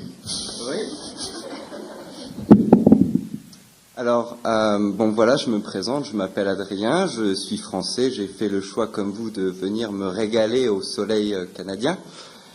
Et je travaille en fait sur le concept de la négritude et notamment aussi de l'antianité. Et vous avez dit quelque chose qui m'a beaucoup intéressé. Vous avez dit qu'il fallait peut-être arrêter de songer que les Antilles étaient en Europe et qu'il fallait peut-être commencer à l'imaginer comme étant en Amérique. Est-ce que c'est la raison pour laquelle vous avez choisi vous-même de partir au Canada, peut-être pour exister loin du paternalisme européen ? Oui, bien sûr, mais j'ai été aidé quand même parce que l'histoire haïtienne n'est pas complètement difficile et sanglante et mauvaise. il y a l'indépendance qui a été faite il y a 200 ans, ça nous a un peu sauvés de la névrose coloniale. C'est-à-dire qu'en Haïti, on n'est pas tout le temps en train de parler de la France, du fait que la France avait colonisé. Et ce débat-là a été réglé par l'indépendance et la guerre d'indépendance. Depuis à peu près 1804, dès 1836, la littérature haïtienne s'inventait elle-même. L'école de 1836 disait qu'il fallait regarder autour de soi. Un peu ce que ces 20 dernières années qui s'est passé en littérature avec la créolité. On a eu la créolité dès 1836. Donc, j'étais un peu déchargé. Mais, quand même, il y avait quand même une vue parce que on lisait beaucoup Hugo, Voltaire, Diderot. Et à ce sujet-là, vous savez, l'universalisme des grands écrivains, c'est beaucoup aussi une question de puissance économique. Quand vous avez des livres qui se vendent à très bon marché et bien écrits par de grands écrivains, c'est toujours plus facile de les acheter et de les lire. On peut se faire une bibliothèque extraordinaire avec les plus grands écrivains du monde et très peu d'argent. De nos jours, ce sont les mauvais écrivains qui coûtent cher. Et oui, parce qu'ils ne sont pas vendus assez, ils n'ont pas un état derrière pour supporter. Et Voltaire, c'est comme la Bible, hein, c'est donné, c'est l'État français qui paie. Et il vous paierait même pour le lire. Donc, ce n'est pas par hasard que ma tête fourmille d'histoire de Voltaire. C'est pas par hasard qu'à Petit Gouave, il y avait Les Misérables. C'est parce que on l'a donné comme la Bible. Donc, quand les gens parlent de l'universel, de cette culture, elle est tellement forte qu'elle s'impose à nous, qu'on ne peut pas ne pas l'aimer. D'abord, il faudra qu'elle soit chez vous pour le lire. On ne peut pas l'aimer sans le lire. Et comme les livres n'ont pas de pied, il y a quelqu'un qui s'est arrangé pour que ça circule et qu'on soit à genoux devant tel type de culture. J'ai toujours pensé aussi qu'on était en Amérique et que l'un des graves problèmes qui puisse arriver à un être humain, c'est de ne pas habiter sa flore et sa faune. Ça ne veut pas dire qu'on ne doit pas aller ailleurs.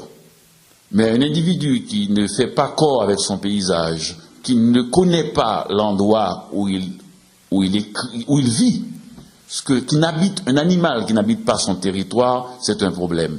Et quand on voit des Antillais qui sont aux Antilles et dont l'esprit est en Europe, est en France, on a l'impression de voir ces dessins d'enfants où il y a un corps et un très long cou et une toute petite tête qui est si loin.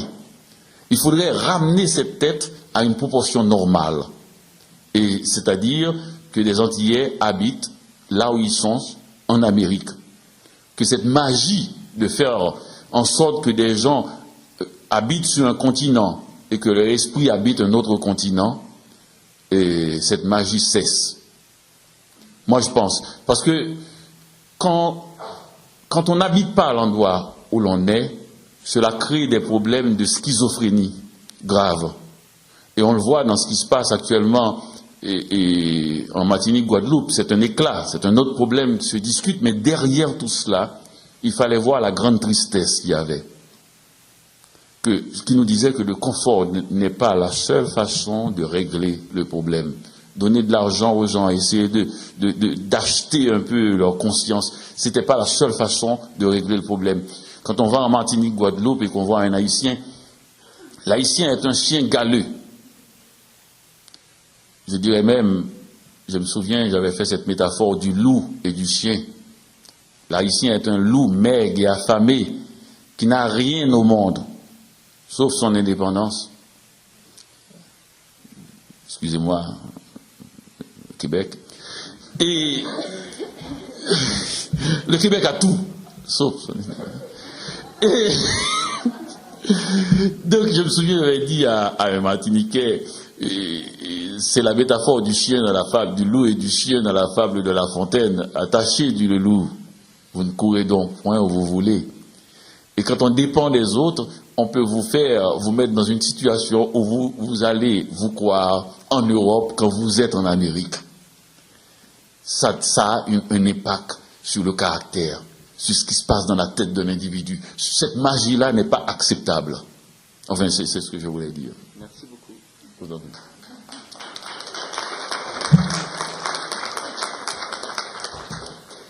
Moi, avant ma question qui est plutôt simple, c'est de vous dire premièrement que c'est grâce à une professeure ici que j'ai eu la chance de lire une de vos œuvres, dont la première, Pays sans chapeau. Et après avoir terminé la lecture, je me rappelle d'avoir eu une soif de vouloir continuer à vous lire, de pouvoir retrouver vos personnages, Vuzo, Eda et tous les autres. Et ma question finalement, ça serait, après avoir vu Comment conquérir l'Amérique, et je le réécoute encore parce que je l'ai chez moi et je l'aime beaucoup, Fanfan, Gégé se moque de Fanfan un peu quand il arrive à Montréal, lui disant mais Fanfan, qu'est-ce que tu fais? La musique haïtienne, la cuisson haïtienne. Et donc, c'est un peu comme si, même après 20 ans, Haïti a suivi Fanfan. Et il ne peut pas vraiment le quitter dans un sens où c'est une culture qui ne peut pas laisser. Donc, ma question pour vous, c'est est-ce que vous avez ressenti un peu le même besoin, que Haïti vous a suivi, et si ça vous suit encore, est-ce que c'est un pays, une culture que, j'imagine que ça vous quitte jamais, mais est-ce que vous avez ressenti un peu le besoin de la même nourriture, le besoin d'avoir cette musique et cette culture avec vous quand vous n'étiez pas en Haïti? Oui. C'est souvent quand je suis dans un pays, il ne m'habite pas. C'est quand je n'y suis pas qu'il m'habite. Et quand je ne suis pas en Haïti, c'est plus fort que quand je suis en Haïti. Quand je suis en Haïti, je peux rêver d'ailleurs. Mais quand même, je me suis battu. Vous savez, les pays pauvres, les pays qui ont des difficultés, ont besoin de héros. Brecht disait, malheureux le pays qui a besoin de héros. Les pays plus puissants, les individus n'ont pas l'impression que le sort du pays dépend d'eux et sur leurs épaules. Ces individus-là peuvent vivre. Vous savez, quelqu'un au Canada qui croit que tout le Canada dépend de lui, il doit avoir un psychiatre. Mais chaque Haïtien croit que tout Haïti dépend de lui. Chaque Québécois croit que tout le Québec dépend de lui. Ce sont des pays obsessifs qui sont un peu monomaniaques. Haïti, c'est la dictature, le Québec, c'est l'indépendance. Ce sont des pays monomaniaques, donc il faut toujours les border, il faut toujours leur dire qu'ils sont bien, il faut toujours... Et moi, je suis sorti d'Haïti, un pays de fous, pour aller au Québec, un pays d'un autre fou. Donc vous voyez, je n'ai pas de chance. Je rêve de pays qui n'a pas besoin de moi. Un pays où je suis là-dedans, que je peux détester, sans que ça fasse un problème de diplomatie internationale. Un pays, et d'ailleurs c'est pour ça que j'avais été à Miami. Miami, on peut ne pas l'aimer, Miami s'en fout, mais s'en fout. Et je crois que je pensais que pour écrire vraiment, il faut vivre dans une ville qu'on n'aime pas. Et quand on aime la ville dans laquelle on vit, eh bien, on vit avec la ville. Quand on n'aime pas, eh on reste chez soi, on écrit. Et j'ai écrit 10 livres en 10 ans à Miami. Et je ne peux pas écrire tant que ça à Montréal. J'aime trop Montréal. Alors, c'est le dernier conseil que je donne pour la soirée. Si vous voulez devenir écrivain, allez vivre dans une ville que vous n'aimez pas. Merci. Je vous en prie. Oui. Oui. J'aimerais savoir comment est-ce que vous entrevoyez l'avenir pour Haïti? Oh, vous savez, l'avenir, c'est pas, en fait pour moi, c'est pas quelque chose qui existe comme une entité. C'est tout le temps, c'est sans cesse. La vie est un ruban. Il n'y a pas de temps d'arrêt. Et donc l'avenir, c'est commencé depuis 30 ans. Il y a 30 ans. Je peux pas entrevoir l'avenir d'Haïti. Mais si je veux prendre votre question comme un sociologue beaucoup plus que comme un écrivain, je vous dirai ce que je viens de vous dire là. Que quand vous voyez un film et que vous pensez que ce film c'est pas possible, il y a à peine 15 jours, j'avais l'idée en tête. C'est mon film, c'est pas possible. Tout ce qu'il y a sur le cinéma, c'est moi. Je l'ai pensé il y a 15 jours. Eh bien, dites-vous bien que le type qui a fait le film, ça fait 20 ans qu'il y pense. Donc, le présent, votre présent, c'est son passé. Donc, c'est ça. Donc, l'avenir, on ne peut pas débroussailler cela comme cela. Mais, je vois un avenir très intéressant pour Haïti. Haïti a réglé un problème très grave qu'on a évoqué tout à l'heure, la névrose coloniale. Vous savez, les gens pensent toujours que c'est une question de nourriture et de confort matériel seulement. Beaucoup de gens, je vais vous donner un exemple où il n'y a pas que le confort matériel. Le Québec, qui est actuellement l'un des pays où il y a le plus grand nombre de suicides. En Haïti, il n'y en a pas du tout. C'est l'État qui s'occupe de tuer les gens n'ont pas besoin de s'en occuper personnellement. Vous voyez, on a déjà résolu le problème. Il n'y a pas de suicide. Il n'y a pas de suicide. Donc, vous voyez comment on peut résoudre. Il n'y a pas. Ça veut dire que, même quand l'angoisse humaine est partout, quand le confort matériel est réglé, eh bien, il va s'occuper de lui-même. Quand l'État refuse de le tuer, eh bien, il va se tuer lui-même. Donc, on analyse tellement les pays avec des choses carrées. Ça, c'est des pauvres, bon, ils vont mourir, ils sont vraiment dans une mauvaise situation. Quand est-ce qu'ils vont se sauver? Et puis, d'où on est des riches, et la seule chose qui nous guette, c'est quoi, là? C'est un cancer du côlon, enfin. Mais c'est pas vrai dans la réalité. Entre cet espace naissance et la mort, tout le monde cherche une sortie. Une façon de se débrouiller pour arriver sans trop de casse. Si le confort matériel est là, eh bien sans trop de bleu à l'âme. Si le confort matériel n'est pas là, eh bien sans trop de blessures physiques. Donc on est tous pris dans ce problème. Mais chaque fois qu'un problème nouveau arrive dans le monde, on fait en sorte qu'on donne l'impression qu'il a remplacé tous les autres problèmes. Les problèmes ne remplacent pas les problèmes, ils s'ajoutent aux problèmes. Comme les solutions aussi. Regardez, je vais vous donner un exemple. Les écrivains québécois ont un problème très grave en ce moment. Et il leur manque de voyous. C'est pour ça que la littérature québécoise est de plus en plus une littérature sans voyous. Parce qu'on a inventé que les gangs de rue, c'est une affaire d'Haïtiens. Comme s'il n'y a pas de voyous. T'imagines? C'est-à-dire, brusquement, tous ceux qui sont mauvais, ils viennent d'ailleurs. C'est peut-être bon pour la société, mais c'est pas bon pour la littérature. Tu ne peux pas vivre dans un pays, comment vas-tu inventer? Inventer des choses quand le mal n'existe plus de votre bord. Et ça, c'est pas une affaire de Québec, c'est n'importe quel pays. Il suffit de mettre un nouveau, et puis là, il n'y a plus de Hells Angels, et on vous dit que, bon, ils sont tous haïtiens, ils sont des gangs de rue, ils habitent dans 3 quartiers, c'est Michel, c'est Léonard, Montréal-Nord, et puis ils sont les méchants, et chaque fois qu'il y a le moins de faits divers, où sont impliqués des gens qui ne sont pas nés pure laine, et bien brusquement, ce fait divers est monté en épingle par les médias, et les gens ont l'impression que 200 000 Haïtiens a plus de voyous que 7 millions de Québécois, ou 8 millions. Bon, c'est pas sérieux. C'est pas sérieux même pour... C'est de la magie. Comment une société peut accepter des choses comme cela? Donc ça veut dire que les gens sont prêts à avaler, à disons, et inoculer toutes sortes de mensonges, et les gens répètent ça. Ils répètent ça facilement. Vous demandez à n'importe qui, à Montréal, qui sème le trouble. Ben, les gangs de rue. Et qui sont là-dedans? Les gangs de rue, ça veut dire des individus qui sont dans la rue. Quand il fait moins 40 degrés, il n'y a pas de gang de rue. Donc ça veut dire que si c'est simplement des individus qui sont dans la rue, on ne peut pas identifier littéralement. Quand par exemple, je lis dans le journal, 4 personnes se sont mis ensemble, ils ont volé quelqu'un et tout ça. Si vous entendez 4 personnes, ça veut dire que c'est des Québécois. Et si vous entendez 2 personnes, 2 gangs de rue, ont sauté sur 10 personnes qui passaient. C'est un peu comme dans Astérix là. Quand les Romains disent, mais ils étaient trop nombreux, ils étaient 2, Astérix Obélix. Donc c'est ça, ça devient gang de rue à 2 Haïtiens. Mais s'il y a 4 Québécois, c'est 4 personnes. Et puis, la question maintenant, que les journalistes posent aux policiers, qu'ils disent à la radio, c'est, on n'est pas encore sûr s'il s'agit de gang de rue. C'est-à-dire c'est contre la démocratie. de prévoir que ça va être tel type de personne qui a fait quelque chose. Donc voilà un peu.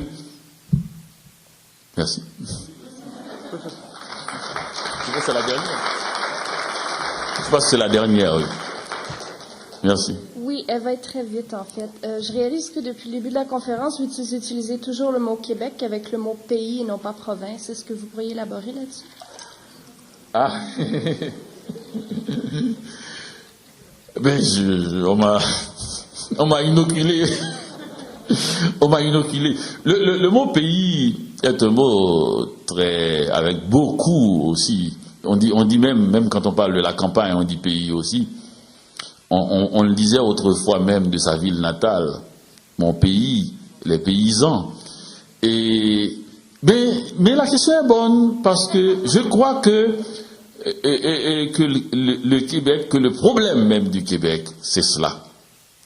Et c'est un pays qui n'est pas officiel.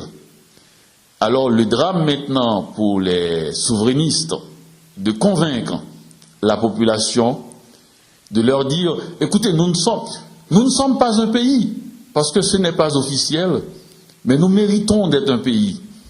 C'est ça qui ne nous arrive pas, parce que l'affaire devient tellement conceptuelle.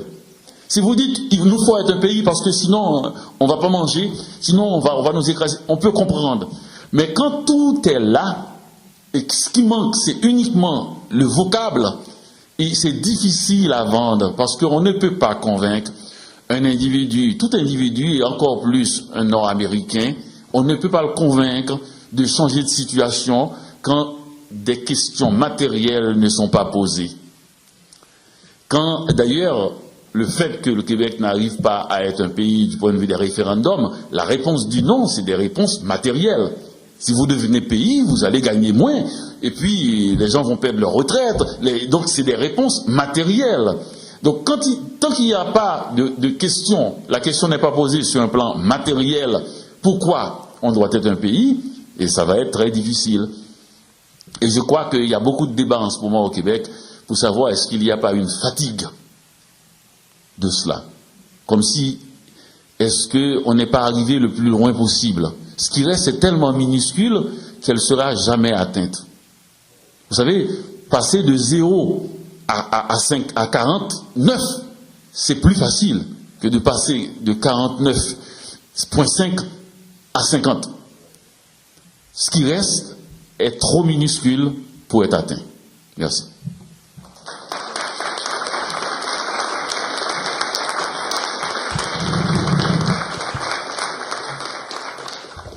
Alors, merci beaucoup, Monsieur Laferrière, pour ce dialogue très généreux et absolument pertinent. Donc, merci beaucoup. Now, before you leave, do make sure that you pick up a brochure on the CLC, which looks an awful lot like the event program, but which is full of other things as well, about things that are ongoing projects, community events like this one, and all kinds of important contact information should you wish to get in touch with us about your ideas, about supporting the CLC, and the brochures are on your way out near the foyer. Mais avant tout, et surtout avant de braver ce facteur vent ce soir, je vous invite bien sûr à la réception qui nous attend ici en bas. Et je vous remercie beaucoup, tous et toutes, d'être là ce soir. Et je vous souhaite une très très bonne soirée. Bonsoir.